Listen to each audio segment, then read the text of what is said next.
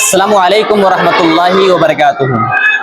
उम्मीद करता हूँ आप सब खैरियत से होंगे। अभी जो है हम लोग जो है ज़ोहर की नमाज़ पढ़ रहे थे, तो हमारी भी रकात छूटी हुई थी। इमाम साहब जो है आखिरी तशहुद बैठे थे सलाम फेरने के लिए, और उसी वक्त जो है हम आए हैं, और उसके बाद जो है हम लोग जमात में शामिल हो गए थे। हम बैठे थे ऐसे करके, और उसके बाद जो है हमारे चचा भी आए तो खड़े रहे वहाँ पर। यानी इन्होंने अपने आप को जमात में शामिल नहीं किया, ये खड़े रहे इस उम्मीद से कि अभी जो है इमाम साहब खड़े होंगे बाद वाली रकात के लिए, तो इंशाल्लाह हम शामिल हो जाएंगे। है कि नहीं चचा? ऐसा था ना? हाँ, यही मसला था। चचा बता रहे हैं कि हमने ये उम्मीद लगाए थे कि अभी इमाम साहब खड़े होंगे तो हम शामिल हो जाएंगे, लेकिन इमाम साहब ने सलाम फेर दिया, क्योंकि चचा को मालूम नहीं था कि ये आखिरी तशहुद है सलाम फेरने वाली। तो इमाम ने जब सलाम फेर दिया तो अब जो है चचा की जो है जमात ही छूट गई।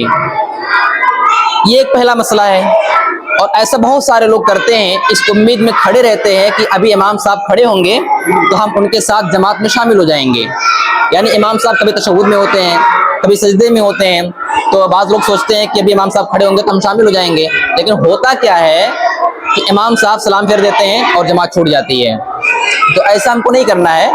हम मस्जिद के अंदर आए, जमात खड़ी है, इमाम साहब जिस हाल में हो उसी हाल में हमको इमाम के साथ शामिल हो जाना है। इमाम साहब सजदे में हैं, सजदे में शामिल होना है। इमाम साहब तशहुद में हैं, तशहुद में शामिल होना है। इमाम साहब रुकू में हैं, रुकू में शामिल होना है। ये नहीं कि अभी इमाम साहब रुकू से खड़े होंगे तब शामिल होंगे, इमाम साहब सजदे से खड़े हो जाएंगे तब शामिल हो जाएंगे। ऐसा बहुत सारे लोग करते हैं, तो ऐसा हमको नहीं करना है। इमाम को जिस हाल में पाएं उसी हाल में हमको शामिल होना है।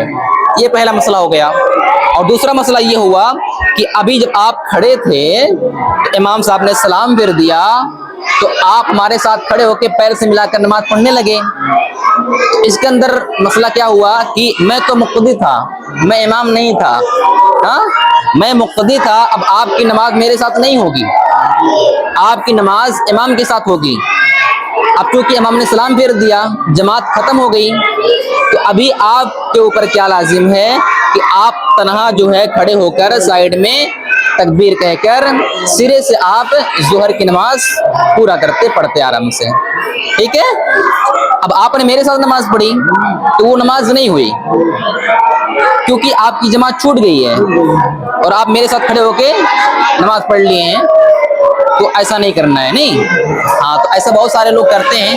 तो ये दो मसाइल, पहला मसला क्या हुआ कि इमाम को जिस हाल में पाए उसी हाल में शामिल होना है, और दूसरा मसला क्या है कि अगर हम आए और इमाम ने सलाम फेर दिया है तो हम जो मुक्तदी जिनकी नमाज छूटी है उनके साथ मिलकर नमाज नहीं पढ़नी है, बल्कि हमको अलग होकर जो है तकबीर कहकर फिर हमको नमाज पढ़नी है इंशाअल्लाह। ठीक है?